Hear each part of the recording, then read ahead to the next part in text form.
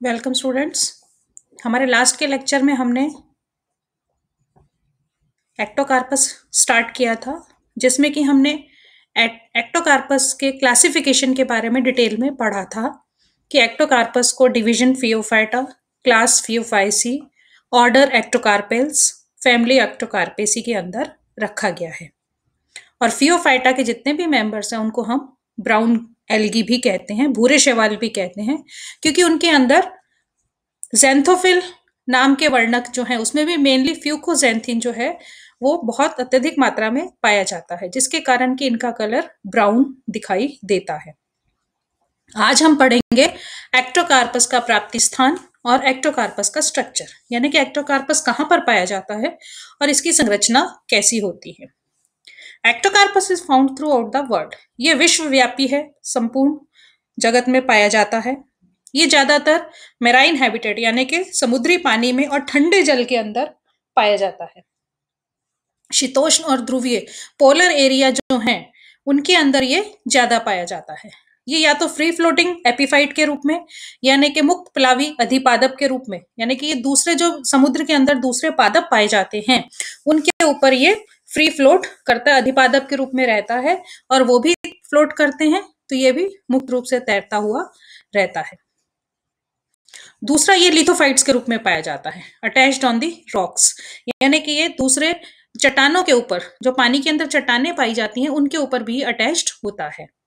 इसकी जो species free floating होती है, मुक्त रूप से तैरती रहती हैं, उसमें से है एक्टोकार्पस स्पॉन्जियोसस एंड एक्टोकार्पस कॉनिजर।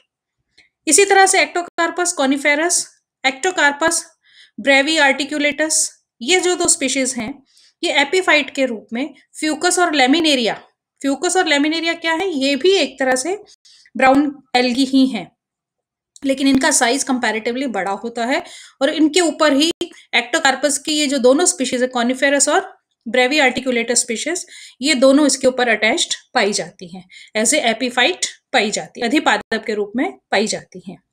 इसी तरह से डर्मोनिमेटस स्पीशीज जो है एक्टोकार्पस डर्मोनिमेटस, ये एंडोफिटिक स्पीशीज है, ये दूसरे पादपों के अंदर पाई जाती है। इसी तरह से एक्टोकार्पस फेसिक्युलेटस, ये एपिजोइक स्पीशीज, एपी मीन्स ऊपर, जोइक मीन्स एनिमल, यानी कि एनिमल्स के ऊपर समुद्र के अंदर या मेराइन वाटर के अंदर जैसे फिशेस पाई जाती हैं उनके पंखों के ऊपर भी ये स्पीशीज ग्रो करती हैं, इसलिए इसको हम कहते हैं एपिजोइक स्पीशीज। लेमिनेरिया और सिस्टोसीरा, लेमिनेरिया और सिस्टोसीरा के अंदर गॉल जैसी संरचना में गांठों जैसी संरचनाएं बन जाती हैं। क्यों? क्योंकि उनके अंदर एक्टोकार्पस डिफॉर्मेंस और एक्टोकार्पस वैलेंशाई, ये जो है एंडोफाइट के रूप में पाए जाते हैं, यानी कि ये लेमिनेरिया और सिस्टोसीरा के अंदर चले जाती हैं। एक्टोकार्पस की जो ये स्पीशीज है, ये लेमिनेरिया और सिस्टोसीरा के अंदर चली जाती है और उसके अंदर ये इकट्ठी होकर के बॉल जैसी संरचनाएं बनाती है, जिसको हम गॉल्स कहते हैं। एक्टोकार्पस बहुत प्रिमिटिव मेंबर है फियोफाइसी का, सबसे primitive, most primitive of all the members of the class Phaeophyceae. ये ज्यादातर अटलांटिक और पैसिफिक कोस्ट के ऊपर ज्यादा पाया जाता है, और उसमें भी ये अटलांटिक कोस्ट के ऊपर, अटलांटिक तट के ऊपर अधिक पाया जाता है। इंडिया के अंदर इसकी 100 स्पीशीज नोन है, करीब 100 मतलब 100 स्पीशीज जो है इसकी नोन है, जो कि मेनली वेस्टर्न कोस्ट के ऊपर, पश्चिमी घाट के ऊपर ज्यादा पाई जाती है, पश्चिमी तट के ऊपर ज्यादा पाई जाती है। इसकी जो कॉमन स्पीशीज इंडिया के अंदर है वो है Ectocarpus coniferus, Ectocarpus indicus, Ectocarpus arabicus, Ectocarpus geminifructus और एक्टोकार्पस डर्मोनिमेटस। ये कुछ इसकी कॉमन स्पीशीज हैं जो कि इंडिया के अंदर हमें मिल जाती है। तो इस तरह से हम कह सकते हैं कि एक्टोकार्पस जो है वो मेनली मेराइन हैबिटेट के अंदर या समुद्री जल के अंदर ज्यादा पाया जाता है, जहां पर पानी ठंडा होता है वहां पर ये ज्यादा पाया जाता है। अब आता है इसका स्ट्रक्चर, इसकी थैलस की संरचना, फिर उसके बाद इसकी सेल की संरचना। एक्टोकार्पस जो है फिलामेंटस होता है और हेट्रोट्राइकस होता है, यानी कि ये विषम तंतु की शैवाल है। फिलामेंटस का मतलब इसके फिलामेंट्स के रूप में, सूत्रों के रूप में, लंबे लंबे धागे नुमा संरचनाओं के रूप में इसका थैलस पाया जाता है, और ये विषम तंतु की होता है, यानी कि जो फिलामेंट्स होते हैं वो दो तरह के होते हैं। इसके अंदर दो तरह के फिलामेंट्स होते हैं, पहला प्रोस्टेट राइजोइडल सिस्टम और इरेक्ट ब्रांच सिस्टम, यानी कि हेटेरोट्राइकस हैबिटेट का मतलब इसके विषम तंतु की दो तरह के तंतु, यानी कि प्रोस्टेट और इरेक्ट, ऊर्ध्व और श्यान दो तरह के तंतु पाए जाते हैं। ऊर्ध्व तंतु जो है वो इरेक्ट ब्रांच सिस्टम बनाते हैं और श्यान तंतु जो है वो प्रोस्टेट राइजोइडल सिस्टम बनाते हैं। श्यान मूलाभास तंत्र और ऊर्ध्व शाखित तंत्र, यानी कि दो तरह के फिलामेंट्स इसके अंदर उपस्थित होते हैं। प्रोस्टेट सिस्टम जो है, श्यान भाग जो है वो बहुत अत्यधिक शाखित होता है, क्रीपिंग हैबिटेट का होता है, विसर्पी होता है, यानी कि जमीन के ऊपर अटैच रहता है, धरातल से चिपका हुआ रहता है, और विसर्पी होता है, क्रीप करता है, यानी कि जमीन के ऊपर चलता, जिस भी धरातल के ऊपर ये पाए जाते हैं उसके ऊपर ये क्रीप करता है। कुछ स्पीशीज के अंदर दोनों में से केवल एक सिस्टम जो है वो पाया जाता है, यानी कि हम जब ये कह रहे हैं कि इसके अंदर प्रोस्टेट और इरेक्ट दो सिस्टम पाए जाते हैं, तो प्रोस्टेट सिस्टम जो आधार से चिपका रहता है सबस्ट्रेटम से, और उस आधार से चिपके हुए सिस्टम से ही ऊर्ध्व शाखाएं निकलती हैं जो कि इरेक्ट ब्रांच सिस्टम बनाती हैं। कुछ स्पीशीज ऐसी हैं जिनके अंदर की या तो राइजोइडल सिस्टम पाया जाता है, प्रोस्टेट सिस्टम पाया जाता है, या फिर इरेक्ट सिस्टम पाया जाता है। जैसे कि एपिफिटिक जो स्पीशीज हैं, अधिपादपी जो स्पीशीज हैं, यानी कि जो दूसरे पादपों के ऊपर पाई जाने वाली स्पीशीज हैं, उनके अंदर प्रोस्टेट सिस्टम वेल डेवलप्ड होता है, यानी कि श्यान सिस्टम जो है उनसे जो चिपका हुआ भाग होता है वो बहुत विकसित होता है, जबकि इरेक्ट सिस्टम जो है वो हासित होता है। ऊर्ध्व शाखाएं जो इसमें कम पाई जाती हैं एपिफिटिक स्पीशीज के अंदर, जबकि लिथोफिटिक स्पीशीज जो हैं उनके अंदर इरेक्ट सिस्टम वेल डेवलप्ड होता है। सम स्पीशीज लाइक एक्टोकार्पस फिलीफेरेटक डेवलप मल्टीसेलुलर हेयर्स, फिलीफेर ये एटसेट्रा है। Some species like Ectocarpus filifer, ये जो है इसके अंदर बहुकोशिकीय रोम पाए जाते हैं। कहां पर? प्रोस्टेट सिस्टम पर, श्यान भाग के ऊपर बहुकोशिकीय बाल जैसी संरचनाएं पाई जाती हैं। Erect system develop from the prostate system which remains free floating, जैसे कि मैंने बताया कि जो ऊर्ध्व भाग है, ऊर्ध्व तंत्र जो है वो श्यान तंत्र से ही विकसित होता है। ये बहुत ब्रांच होता है, बहुत शाखित होता है और बहु विकसित होता है। Prostate system serves the function of encourage with the substratum और ऑन द अदर प्लांट्स, यानी कि प्रोस्टेट सिस्टम श्यान भाग जो श्यान तंत्र जो है वो इसको आधार से चिपका के रखता है और कुछ मिनरल्स का एब्जॉर्प्शन भी करता है। इरेक्ट सिस्टम की जो शाखाएं हैं जो कि बहुत ज्यादा शाखित होती हैं वो फोटोसिंथेटिक होती हैं, यानी कि उनके अंदर प्रकाश संश्लेषण की प्रक्रिया होती है और उन्हीं के ऊपर विभिन्न प्रकार के जननांग बनते हैं। The thallus is sparingly to profusely branched and the cells are uniseriate. Thallus जो है वो बहुत विकसित होता है, बहुत शाखित होता है और कोशिकाएं जो होती हैं वो एक कोशिकीय मोटाई की होती हैं, यूनिसीरिएट होती हैं, यानी कि सारी की सारी कोशिकाएं एक ही लाइन के अंदर लगी रहती हैं, एंड टू एंड जुड़ी हुई होती हैं। तो जो मोटाई होती है ऊपर शाखाओं की वो एक कोशिका मोटी ही होती है। लोअर पार्ट में बिकम मल्टीसीरिएट, थैलस का जो निचला हिस्सा है वो बहुकोशिकीय और बहुपंक्तीय हो सकता है ड्यू टू लॉन्गिट्यूडनल डिवीजन, क्योंकि नीचे की कुछ कोशिकाएं होती हैं जिनके अंदर की लंबवत विभाजन हो जाता है, जिसके की कोशिकाएं 1 से 2 में विभाजित हो जाती हैं, जिसका एग्जाम्पल है जेमिनी फ्रक्टस। इनके अंदर कोशिकाएं नीचे की तरफ यूनिसीरिएट ना होकर के मल्टीसीरिएट या बहुपंक्ति भी हो जाती हैं। In some species, older portion of the main branches are corticated by a layer of ascending rhizoidal branches. कुछ स्पीशीज के अंदर थैलस के पुराने हिस्से के ऊपर राइजोइडल सिस्टम विकसित हो जाता है। अवरोही मूलाभासी तंत्र या मूलाभासी शाखाएं जो विकसित हो जाती हैं, जिसके कारण कि परिपक्व भाग वल्कित हो जाता है, यानी कि कॉर्टिकेटेड हो जाता है।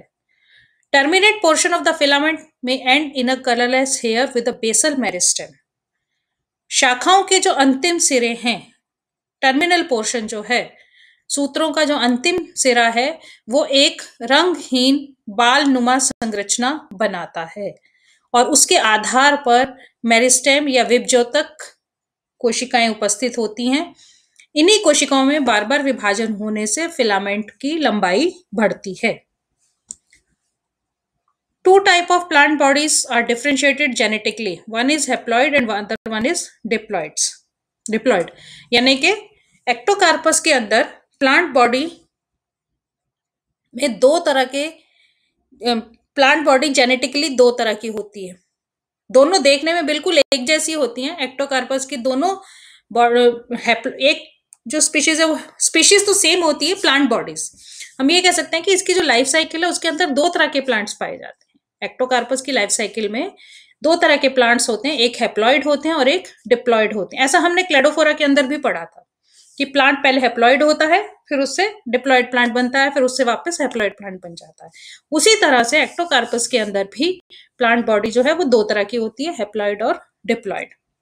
दोनों बॉडीज देखने में बिल्कुल एक जैसी होती हैं, लेकिन जेनेटिकली दोनों डिफरेंट होती हैं, क्योंकि एक में क्रोमोसोम्स की संख्या हैप्लॉइड होती है और दूसरे में द्विगुणित होती है, एक में अगुणित होती है। ये आप देख सकते हो, ये प्लांट बॉडी है, यूनिसीरिएट है। ये एक एक कोशिका एंड टू एंड एक दूसरे से अटैच्ड है ना, लेकिन आधार के ऊपर ये मल्टीसीरिएट हो जाती है, ये देखो। और बाकी इनके ऊपर ये स्पोरेंजिया लगे हुए हैं, सेक्स ऑर्गन्स बन जाते हैं इस तरह से। ये एक्टोकार्पस का प्लांट है। ये पूरा प्रोस्टेट सिस्टम है, श्यान भाग है, इसी से ये ऊर्ध्व शाखाएं निकलती हैं। इनके ऊपर फिर सेक्स ऑर्गन्स लगते हैं और इन्हीं कोशिकाओं में फोटोसिंथेसिस भी होता है। अब ये थैलस हमने कहा कि मल्टीसेलुलर होती हैं या प्रोस्टेट इरेक्ट सिस्टम होता है, तो थैलस बना हुआ तो सेल से ही है, कोशिकाओं से ही बना हुआ होता है। तो अब हम लेते हैं कि एक कोशिका कैसी होती है। इसकी सारी कोशिकाएं एक जैसी होती हैं, तो हम एक कोशिका के बारे में पढ़ते हैं कि एक कोशिका कैसी होती है।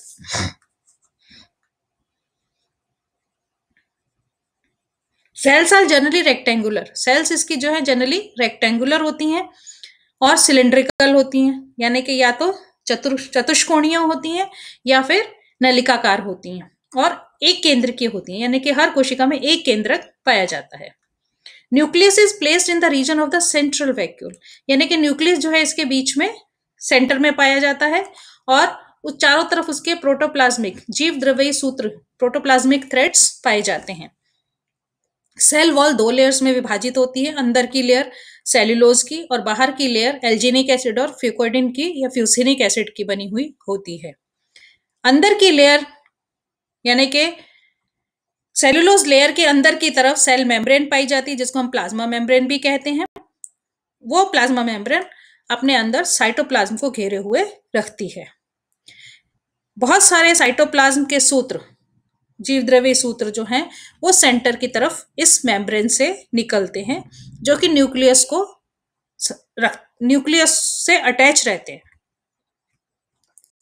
सेल के अंदर few parietal band shape chromatophores, यानी कि सेल के अंदर बहुत सारे या थोड़े बहुत परिधीय बैंड के आकार के क्रोमेटोफोर्स पाए जाते हैं विद इरेगुलर ब्रांचेस। क्रोमेटोफोर्स जो है वो शाखित होते हैं और अनियमित रूप से शाखित होते हैं। ये तो होता है सिलिक्योलोसिस स्पीशीज के अंदर, और कई बार क्रोमेटोफोर्स जो है वो डिस्क के आकार के होते हैं। ग्रेनुलोसिस स्पीशीज जो है वो उसमें क्रोमेटोफोर्स डिस्क के आकार के होते हैं। हम इस बारे में पहले भी डिस्कस कर चुके हैं कि क्रोमेटोफोर्स और क्लोरोप्लास्ट में क्या डिफरेंस है, कि हम क्लोरोफिल कहते हैं कि क्लोरोप्लास्ट पाया जाता है, कभी हम कहते हैं क्रोमेटोफोर्स पाए जाते हैं। एक्चुअल में क्लोरोप्लास्ट हम तब कहते हैं जब उसके अंदर क्लोरोफिल बी भी उपस्थित होता है। तो वहां पर हम जो प्लास्टिड्स की बात करते हैं उन प्लास्टिड्स को हम कहते हैं क्लोरोप्लास्ट। लेकिन जब प्लास्टिड्स के अंदर क्लोरोफिल बी नहीं होता तो फिर उस तरह के प्लास्टिड को हम कहते हैं क्रोमेटोफोर्स। तो यहाँ पर क्लोरोफिल बी नहीं है, इसलिए हम यहाँ पर क्रोमेटोफोर वर्ड यूज करते हैं। Each chromatophore have a single and projected pyrenoid. हर क्रोमेटोफोर के अंदर एक पायरिनॉइड पाया जाता है। इन क्रोमेटोफोर्स के अंदर chlorophyll A, chlorophyll C, beta carotene और फ्यूकोजेंथिन पाए जाते हैं। फ्यूकोजेंथिन जो है वो क्लोरोफिल की तुलना में बहुत अधिक मात्रा में पाया जाता है, जिसके कारण कि सेल का कलर ब्राउन होता है, इसीलिए एल्गी भी ब्राउन कलर की दिखाई देती है। पायरिनॉइड के साथ साथ फ्यूकोजिन ग्रेनुअल्स भी पाए जाते हैं। रिजर्व फूड मटेरियल इसमें लेमिनेरिन स्टार्च और मैनिटोल यानी कि अल्कोहल के रूप में पाया जाता है। जीव द्रव्य के अंदर बहुत सारी रिक्तिकाएं पाई जाती हैं जिनको कि हम फाइसोइड्स कहते हैं। फाइसोइड्स के अंदर पॉलीफिनोल्स पाए जाते हैं जो कि मेनली लाइसोसोम का फंक्शन करती हैं। लाइसोसोम्स क्या होते हैं? लाइसोसोम्स सेल के अंदर जितना भी वेस्ट मटेरियल है, एक्चुअल में लाइसोसोम्स के अंदर बहुत सारे डाइजेस्टिव एंजाइम्स पाए जाते हैं, पाचक एंजाइम पाए जाते हैं। तो सेल के अंदर अगर कोई बाहरी जैसे बैक्टीरिया आ जाए या कोई वायरस आ जाए तो उसको भी ये पाचक एंजाइम नष्ट कर देते हैं। इसके अलावा सेल का जो वेस्ट मटेरियल है उसको भी ये लाइसोसोम्स डाइजेस्ट कर लेते हैं। तो इन फाइसोइड्स का फंक्शन भी यही होता है। Morphologically haploid and diploid vegetative filaments are almost alike. वो पहले भी हमने बोला कि आकार में हैप्लॉइड और डिप्लॉइड दोनों तरह के प्लांट बॉडीज एक जैसी होती हैं, but the cells of haploid filaments are comparatively shorter in length, यानी कि जिसमें क्रोमोसोम्स की संख्या अगुणित है उन शाखाओं की कोशिकाओं की लंबाई कम होती है इन कंपैरिजन टू द्विगुणित फिलामेंट्स। डिप्लॉइड फिलामेंट्स की तुलना में हैप्लॉइड फिलामेंट्स की कोशिकाओं की साइज छोटी होती है। ये आप देख सकते हो थैलस और उसके अंदर सेल्स। ये देखो आप थैलस कितना प्रोफ्यूजली ब्रांच्ड है, लंबी लंबी शाखाएं हैं और हर शाखा लास्ट में जाकर के एक हेयर नुमा बाल जैसी संरचना बनाती है। टर्मिनल सेल जो है वो हेयर जैसी दिखाई देती है। ये इसका प्रोस्टेट सिस्टम है, श्यान भाग है, उस श्यान भाग से ये इरेक्ट सिस्टम निकलता है। यदि एक सेल देखें तो ये आप देख सकते हो रेक्टेंगुलर सेल है, चारों तरफ कोशिका भित्ति है और ये क्रोमेटोफोर्स हैं जो कि अनियमित रूप से शाखित हैं। इसके अंदर एक न्यूक्लियस पाया जाता है और ये बीच बीच में पायरिनोइड्स और रिजर्व फूड मटेरियल उपस्थित होते हैं। इसके अलावा आप देख सकते हो कि यहाँ पर ये स्पोरेंजिया है यानी कि सेक्स ऑर्गन्स उपस्थित हैं। अब ये कोशिका की ही स्ट्रक्चर फिर से है और क्लियर है। यहाँ पर ये आप न्यूक्लियस देख सकते हो एक, ये क्रोमेटोफोर्स के अंदर पायरिनोइड्स ब्लैक कलर के दिखाई दे रहे हैं और इर्रेगुलर रिबन के शेप में क्रोमेटोफोर्स दिखाई देते हैं। ये पूरा जीव द्रव्य है। सेम चीज यहाँ पर ये सेंटर में एक बड़ी वैक्यूल दिखाई दे रही है।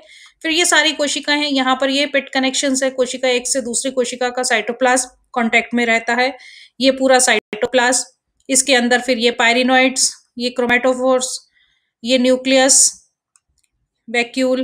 तो इस तरह से ये पूरे की पूरी कोशिका की संरचना आपको दिखाई देती है।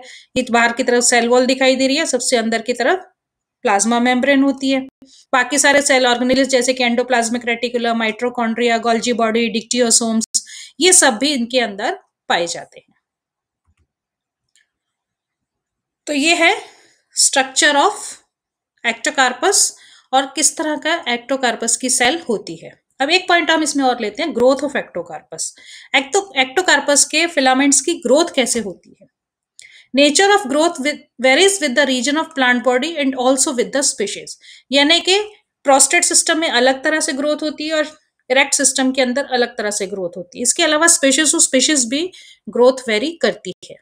जैसे कि इरेक्ट सिस्टम के अंदर डिफ्यूज और इंटरकैलरी होती है, जो सीधा ऊर्ध्व भाग जो है उसके अंदर विस्तृत और अंतर्वेशी ग्रोथ पाई जाती है। Generally meristematic cells are present at the base of erect filament. जितने भी ऊर्ध्व सूत्र हैं उनके आधार के ऊपर विभज्योतक कोशिकाएं उपस्थित होती हैं। उन कोशिकाओं के अंदर बार बार ट्रांसफर डिवीजन होता है जिससे कि उस सूत्र की लंबाई बढ़ती रहती है, अनुप्रस्थ विभाजन होता रहता है और कोशिकाएं बनती रहती हैं। तो इस तरह से नई बनने वाली कोशिकाएं जो है वो ऊपर की तरफ जाती रहती हैं और पुरानी कोशिकाएं आधार के ऊपर रहती हैं। इसी तरह से एक्टोकार्पस इर्रेगुलरिस और एक्टोकार्पस पैराडॉक्सस, इन स्पीशीज के अंदर जो मेरिस्टेम है, विभज्योतक सेल्स जो हैं वो जो ऊपर हेयर जैसी कोशिका है, हमने कहा था कि टर्मिनल कोशिका जो है वो हेयर जैसी होती है, उसके आधार पर अंतर्वेशी विभज्योतक कोशिका पाई जाती हैं। उन कोशिकाओं में बार बार समसूत्री विभाजन होता है और अनुप्रस्थ विभाजन होता है जिससे कि फिलामेंट की लंबाई बढ़ती है।